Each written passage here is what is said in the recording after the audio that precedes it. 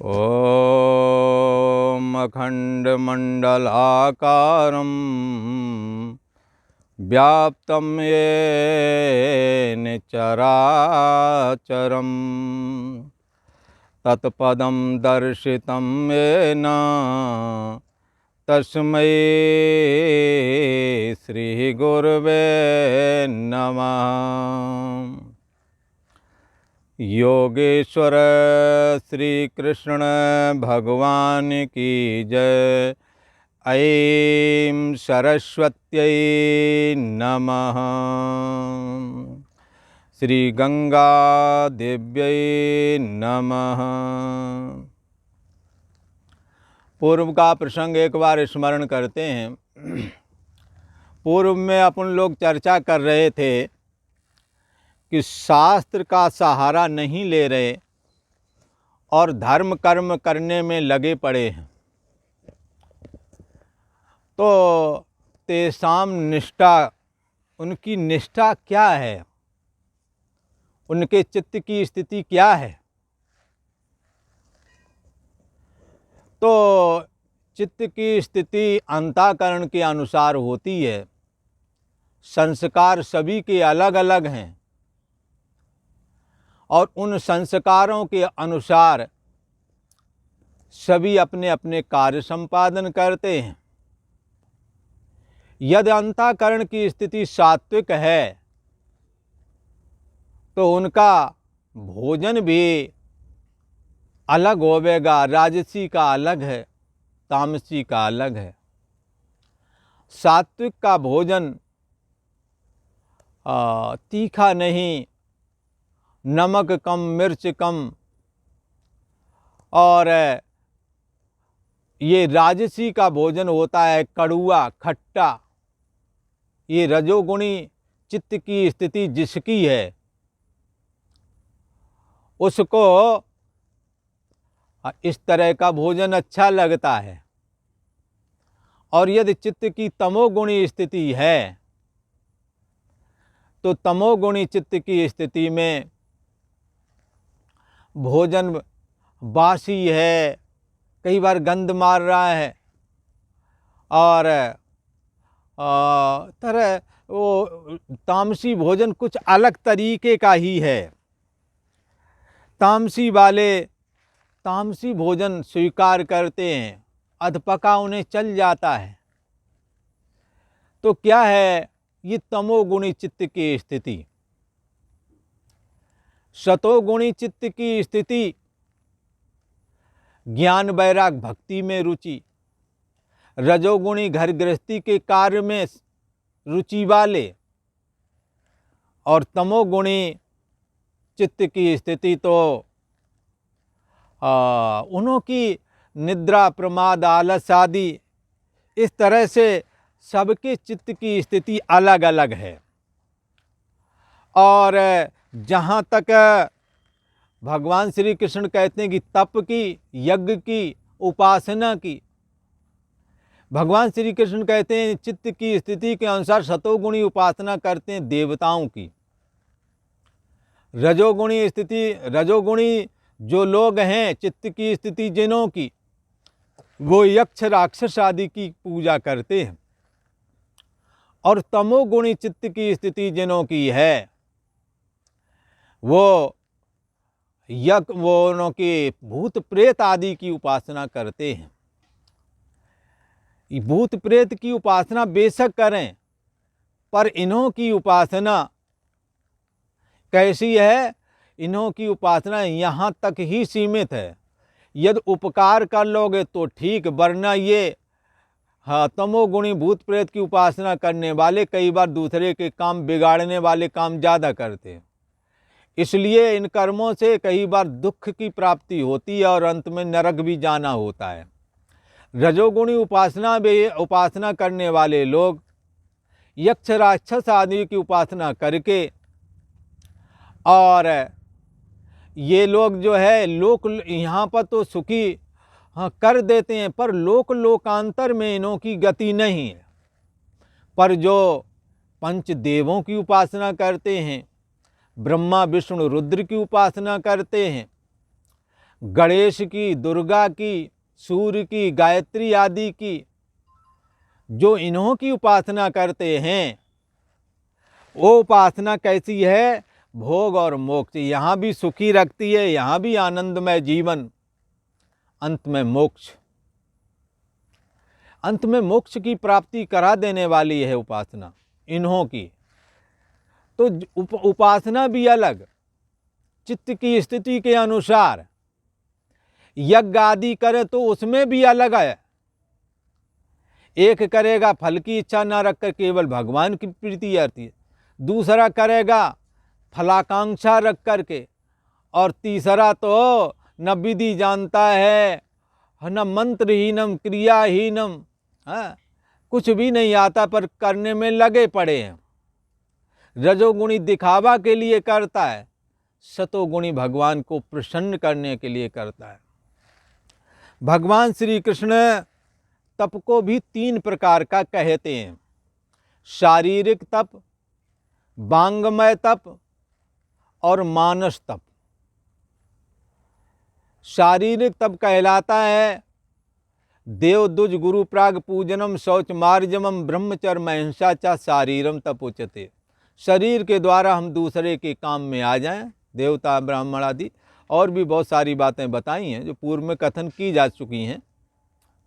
और इसी प्रकार वाणी का संयम और मन का संयम, ये कायिक वाचिक और मानस स्तर पर 3 प्रकार का तप भी कहा गया है। श्रद्धया परया तप्तम तपस्तत्रिविधम नरहि। अब इनमें तपः रूप कर्म भगवान श्री कृष्ण ने बता तो दिया है, अब ये तपः कर्म भी 3 प्रकार का है। तो ये 17वें अध्याय का ये 17वां ही श्लोक है, जिसमें भगवान श्री कृष्ण बताते कि सात्विक तप किस प्रकार का है। श्रद्धया परया तप्तम तपस्तत्रिविधं नरैः अफलाकांक्षभिर्युक्तये सात्विकं परिचक्षते। अफलाकांक्ष भी,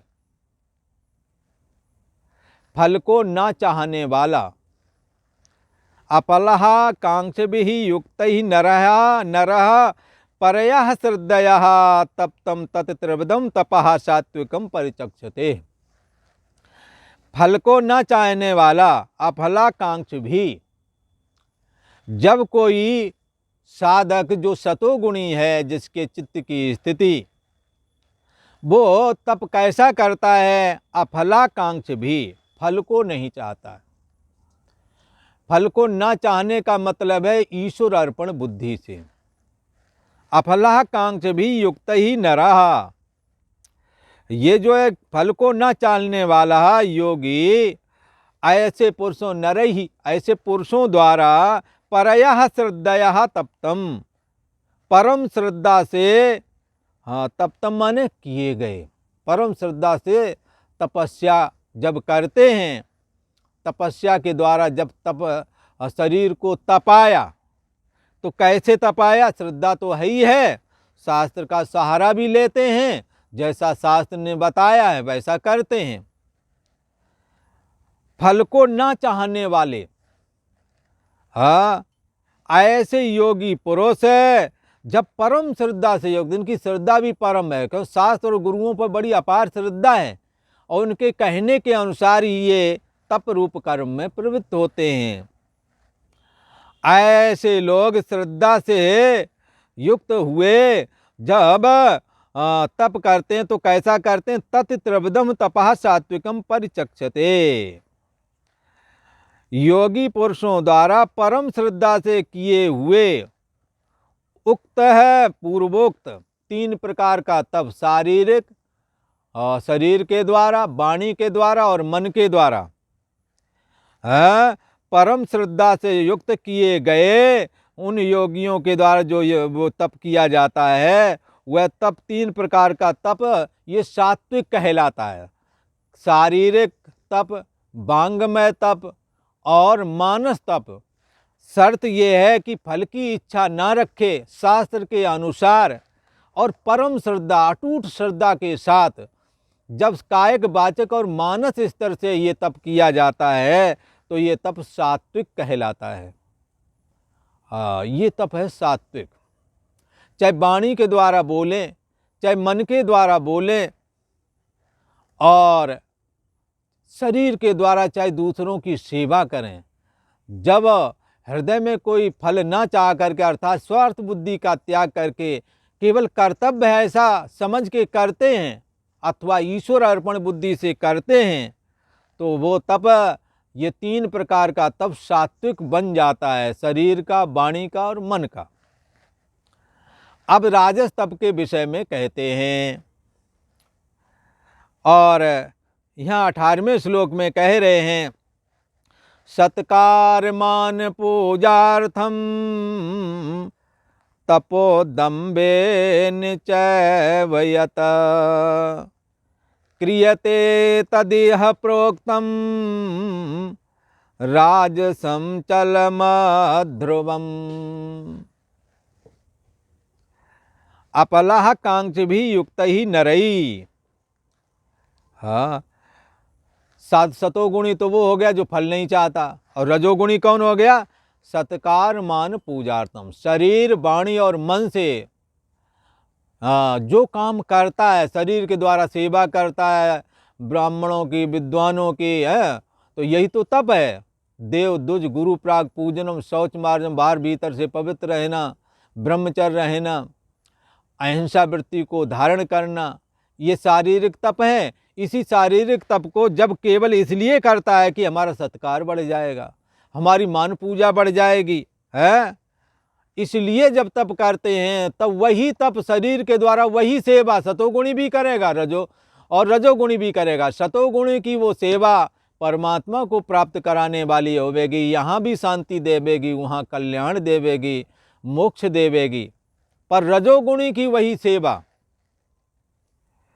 रजोगुणी वही सेवा करेगा, पर वो स्वार्थपूर्वक करता है तो उसे भगवत प्राप्ति नहीं हो पाती।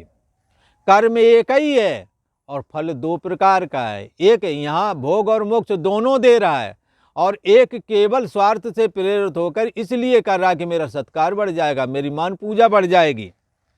इसलिए ऐसा शरीर के द्वारा किया गया कर्म और वाणी के द्वारा दिया गया ज्ञान और ये मन से परमात्मा का चिंतन करना या और किसी के हित की कामना करना, ये सब चीज़ें, तीनों प्रकार के ये कर्म, तो जब स्वार्थ छोड़ दिया तो सात्विक होगा। और जब सत्कार मान पूजा के लिए कर रहे हैं, शरीर, वाणी और मन से अपने लगे पड़े हैं तपस्या में, तो क्या है, उसके लिए कहते हैं दंभेन, दिखावा भी कर रहे हैं।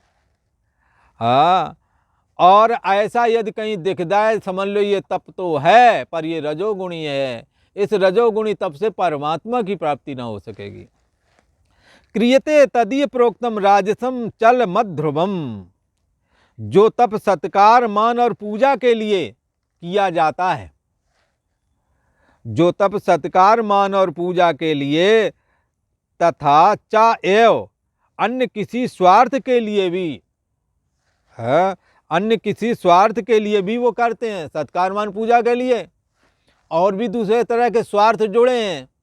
वो स्वार्थ हल हमारा हो जाएगा इसलिए सेवा कर रहे हैं, वाणी के द्वारा अच्छा बोल रहे हैं, मन के द्वारा भी दुआ, बार बार मन में दुआ करते भगवान ऐसा हो जाए, भगवान वैसा हो जाए, पर है किस लिए? अपने स्वार्थ से प्रेरित।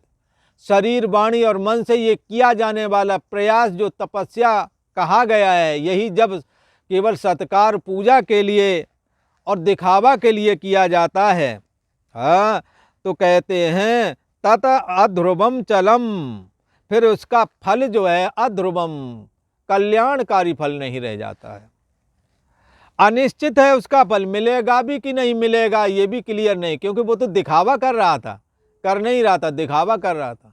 कई बार लोग जब बड़े बुजुर्ग आते हैं तो बहुत सेवा में लगते हैं ताकि देख लें कि ये कर रहा है, कुछ कहें ना। कई बार आश्रमों में बड़े महाराज जी आते हैं तो जो लोग कभी नहीं करते हैं वो लगे होते हैं, तो उनका प्रयोजन इतना ही होता है कि भाई ये ऐसा जान लें कि हम कर रहे हैं, दिखाना ही प्रयोजन है। तो इससे कोई भला होने वाला नहीं है। तो जब पाखंड से किया जाता है और इसके जब इस तरह से दिखावा मात्र के लिए करते हैं तो इसका फल अनिश्चित हो जाता है। चलम क्षणिक फल देने वाला होता है, यदि मिलेगा भी फल तो क्षणिक, थोड़े समय के लिए। यही राजसम प्रोक्तम, ऐसा तप राजस तप कहा गया है। ऐसा तप कैसा है? राजस तप कहलाता है। अब भगवान श्री कृष्ण तामस तप के विषय में बताने वाले हैं और ये 19वें श्लोक में यही शरीर, वाणी और मन से किया जाने वाली चेष्टा जो तप कहलाती है, कब कहलाती है? जब भगवान ने जैसा बताया। शारीरिक तप किसे कहा? देव दुज गुरु प्राग पूजनम शौच मार्जमम ब्रह्मचर्म अहिंसा चा शारीरम तप उच्यते। शरीर तप, शारीरिक तप तो ये है। अनुद्वेग करम वाक्यम सत्यम प्रिय तम चाहे स्वाध्याय विष्णु चाहे बांगमयम तप उच्यते। बांग वाणी वाला तप ये है। और मना प्रसादा सौम्यतम मौन मात्म विनिग्रह भाव संशुद्धि रहते तपो मानस उच्यते। मानस तप ये बताया है। जब भगवान श्री कृष्ण कहते हैं शरीर, वाणी और मन से ये तीनों होवेंगे, और तीनों जब ईश्वर अर्पण बुद्धि से करते हैं सात्विक हो जाता है। जब स्वार्थ से प्रेरित और दिखावा करके पाखंड पूर्वक करते हैं तो राजस हो गया। पहले वाले सतोगुणी का फल निश्चय है, भोग और मोक्ष दोनों। यहाँ सुखी रहोगे, अंत में परलोक में भी सुखी रहोगे। स्वर्ग जा सकते हो, भगवान के लोक में जा सकते हो, मुक्ति भी प्राप्त हो सकती है। परंतु रजोगुणी तब दिखावा के लिए किया है, उसका फल यदि मिलेगा थोड़ा क्षणिक मिलेगा और कब मिले ही ना। अब तमोगुणी के फल के लिए कहते हैं जब शरीर, वाणी और मन से जब हम तपस्या करते हैं तमोगुणी चित्त के द्वारा। तपस्या क्या है बता दिया। शरीर से सेवा करना शारीरिक तप, वाणी के द्वारा भगवान का नाम जपना वांगमय तप, और मन के द्वारा भगवान का चिंतन करना मानस तप है। जब यही चीज़ें तमोगुणी अंतःकरण के द्वारा होती हैं तो कैसा होता भी बता रहे हैं। मूढ़ग्राहेणात्मनो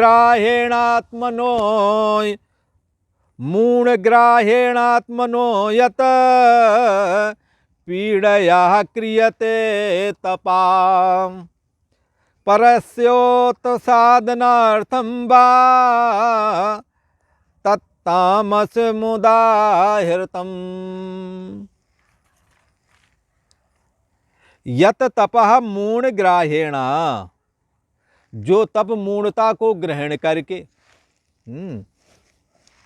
कैसा? मूढ़ता को ग्रहण करके, कोई दिमाग नहीं लगाते, जो मन में आया कल करने लगे, उसके दुष्परिणाम कई बार सामने आ जाते हैं तुरंत ही।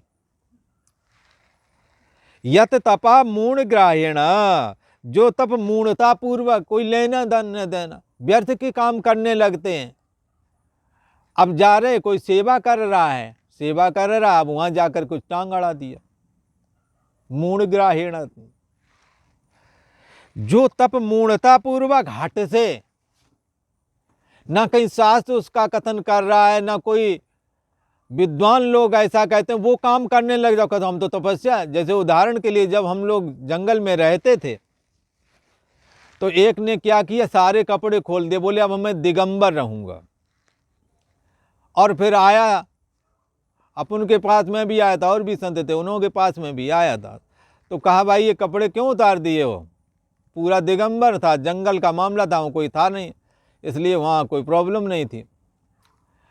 तो कहा कि मैं कपड़ा खोलना तपस्या मानता हूँ। अब ये कौन से शास्त्र में लिखा है तपस्या? बोले दिगंबर नहीं, वो जैनी नहीं कपड़े पहनते, तो जैनी का विधि विधान है, वो विधि पूर्वक कपड़ों और उसका त्याग करते हैं, संन्यास दीक्षा लेते हैं, फिर वो दिशाओं को ही अपना वस्त्र मानते हैं, आसमान ही उनकी छत है। और क्या है कि दिगंबर रह करके वो देहाभिमान से और बहुत सारी साधनाएं हैं जो वो करते हैं। वो एक विधि है, एक परंपरा है कि मनमाने कपड़े खोल दो कि भाई हम दिगंबर हैं। मूढ़ ग्राह्यण, कोई शास्त्र का प्रमाण नहीं, किसी ने कहा नहीं, किसी गुरु के पास गए नहीं। दीक्षा होती है, जैसे दिगंबर, जैसे जैनियों में दिगंबर हैं वैसे यहाँ नागा लोग हैं, उनकी उनकी एक दीक्षा है। फिर वो जंगल झाड़ी में ऐसी जगह रहते हैं जहाँ पर कोई जल्दी से पहुँचे ना, और कभी समाज में आना होता तो कोई ना कोई कपड़ा लपेट लेते हैं वो भी। तो क्या है कि अब ये मूढ़ता नहीं तो और क्या है।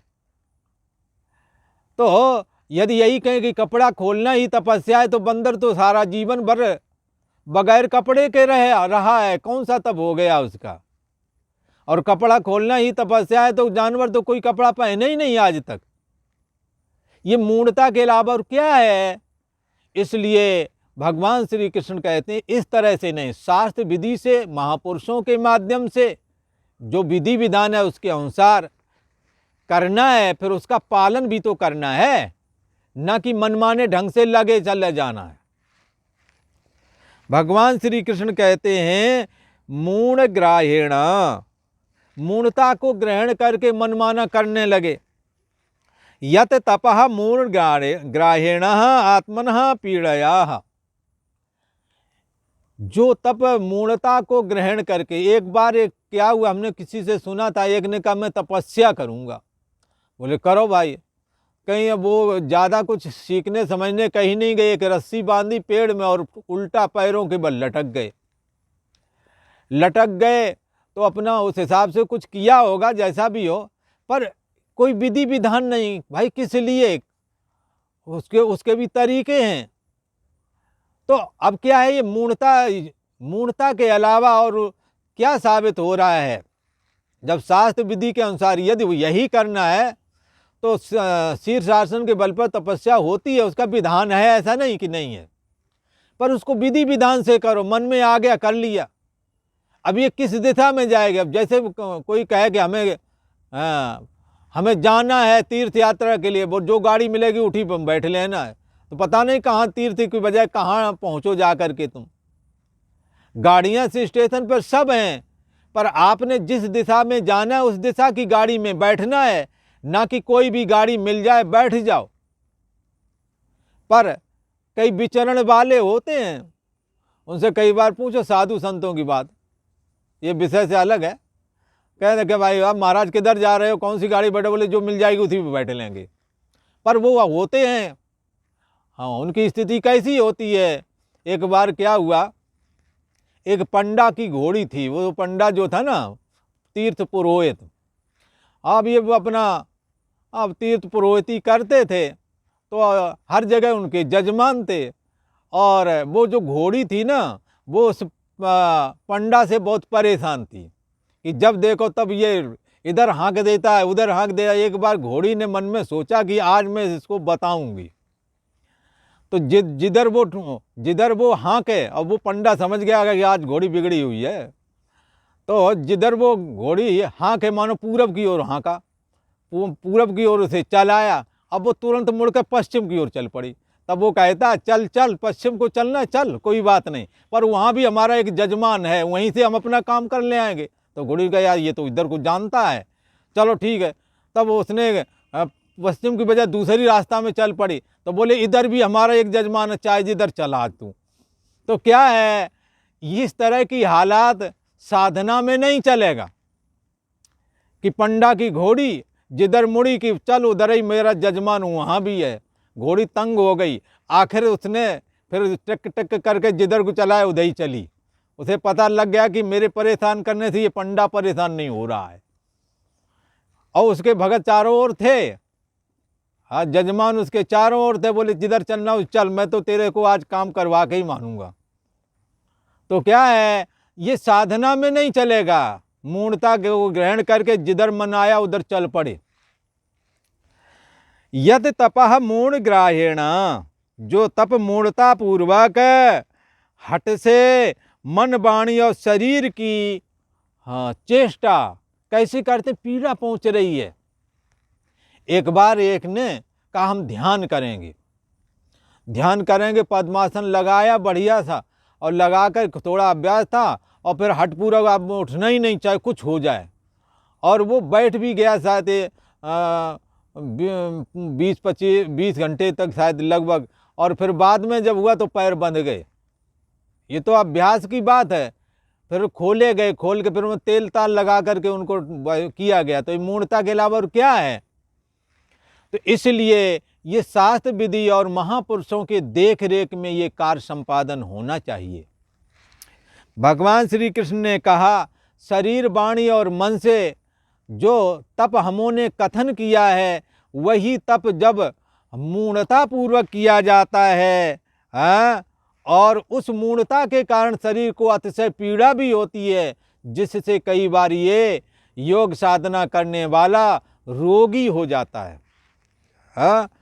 तो ऐसा जो तप है, मूढ़ता पूर्वक किया गया तप नुकसान पहुंचाता है। तो पीड़या वा, पीड़ा के सहित तो ये हो रहा है काम, अथवा परस्य उत्साहनार्थम, अथवा दूसरे का अनिष्ट करने के लिए।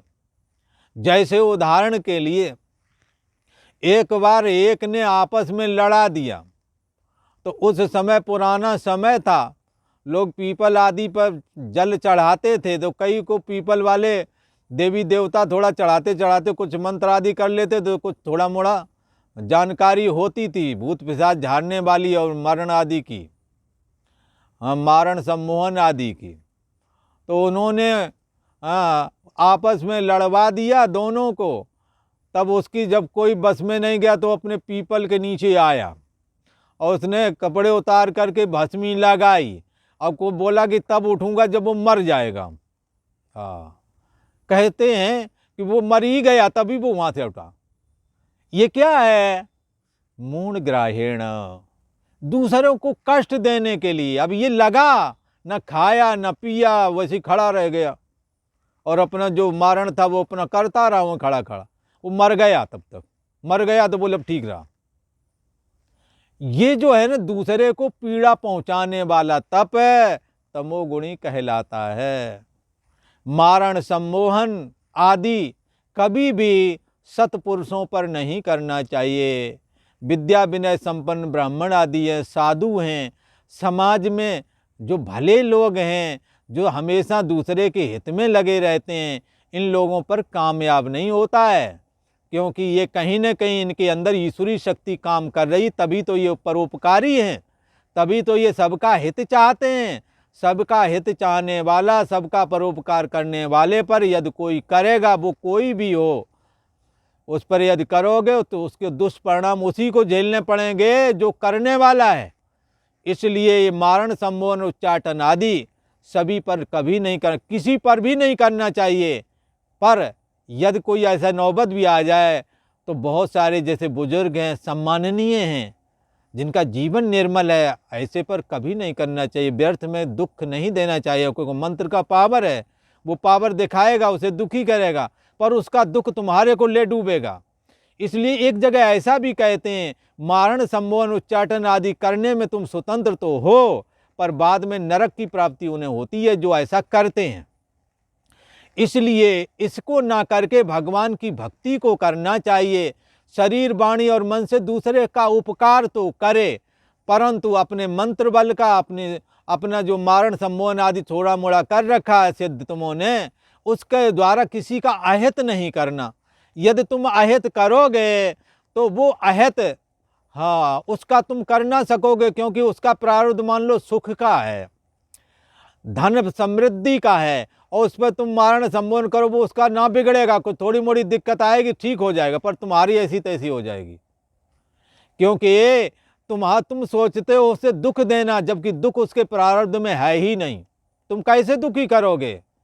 कोई नहीं काऊ कर सुख दुख कर दाता, निजकृत कर्म भोग सब भ्राता।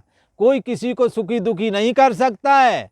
तुम्हारे कर्म ही, अच्छे कर्म तुम्हें सुखी करते हैं, गंदे कर्म तुम्हें दुखी करते हैं। और सुखी वाले को तुम मारण सम्मोहन करके तुम दुखी करने चले हो, प्रयास कर लो, असफल हो जाओगे, तुम्हारा ही सत्यानाश होवेगा। जैसे उदाहरण के लिए एक बाइक लेके लड़का जा रहा था, तब तक उसका एक दूसरा साथी आया उससे मजाक करने के लिए, कहने लगा हमारी बाइक बिगड़ी है तो हमारी बाइक अपनी बाइक से बांध लो और खींचो। तो उसने कहा ठीक है, उसने बांध दिया और खींचा तो उसने जान के ब्रेक लगा दिया। तो बाद में काफ़ी देर बाद उसने देखा कि यार बहुत भारी चला, तो देखा ब्रेक लगाए उसने कि ये क्या कर रहा है, बोले हंसने लगा। बोले हंसो मत, तेरा टायर नीचे काम हो गया, टायर का नुकसान तेरा हुआ, हमारा कुछ नहीं हुआ, हमारा तो केवल थोड़ी दूर खींचा है, तेरा पर टायर घिस गया है, वो बेकाम हो गया, जा डलवा जाके। अब तो क्या है, ऐसे ही तमोगुणी क्रियाओं के द्वारा, मंत्र आदि के द्वारा यदि तुम दूसरे का अहित व्यर्थ में ही करना चाहते हो हैं, तो उनका तुम कुछ नहीं बिगाड़ पाओगे, थोड़ी मोड़ी दिक्कत आएगी, वो समझ जाएंगे तुम्हारी, तो हाँ स्थिति बहुत खराब हो जाएगी। इसलिए इनसे बचना चाहिए।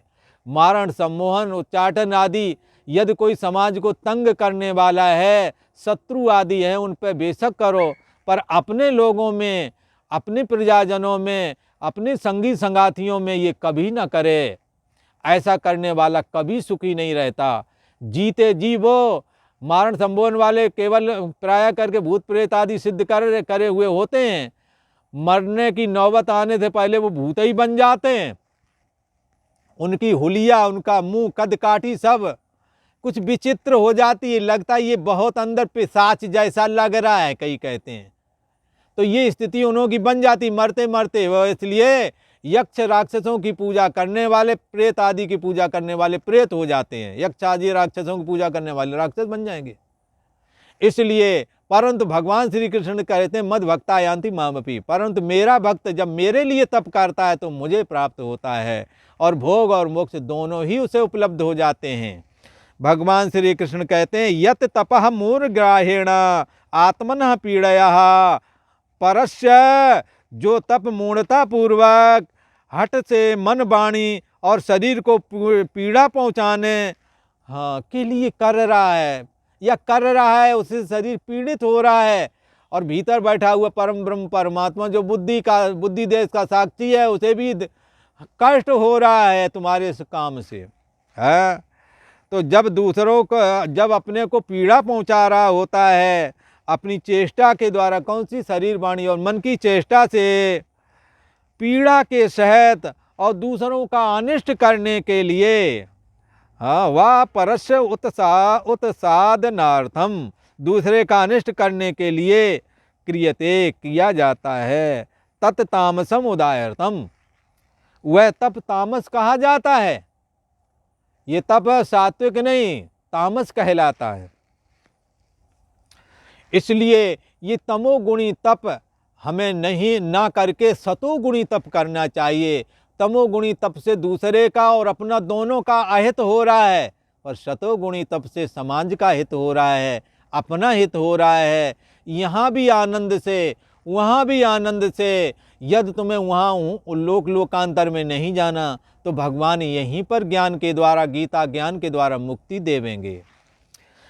इसलिए भगवान श्री कृष्ण ने कहा मूढ़ग्राहेण आत्मनो यत पीड़या क्रियते तपः परस्योत साधनार्थम वा तत्तामस मुदाहृतम। भगवान श्री कृष्ण ने कहा जो तप मूढ़ता पूर्वक हट से मन, वाणी और शरीर को पीड़ा के सहित अथवा दूसरों का अनिष्ट करने के लिए किया जाता है, वह तप तामस कहलाता है। इस प्रकार से भगवान श्री कृष्ण ने तपस्या को भी 3 प्रकार से बता दिया है। जब हम कोई शरीर, वाणी और मन से जब कोई फलाकांक्षा नहीं रखते हैं, परमात्मा की प्रीति अर्थ करते हैं, तब वो तप सात्विक कहलाता है। और जब सत्कार, मान, पूजा के लिए शरीर, वाणी और मन से तप करते हैं, दिखावा करने के लिए तप करते हैं, वो तप राजस कहलाता है। और जिस तप के द्वारा शरीर, वाणी और मन से, जिस तप के द्वारा अपने को पीड़ा पहुँचे और दूसरों को भी नुकसान होता है, ऐसा तप जब होता है तो ये तप कैसा कहलाता है, तामस कहलाता है। हमें सतोगुणी तप को करना चाहिए, और रजोगुणी और तमोगुणी तप से हमें बच कर के हाँ, भगवान की भक्ति के निमित्त सतोगुण तप को स्वीकार करना चाहिए। और आज इतना ही। ओम शांति शांति शांति।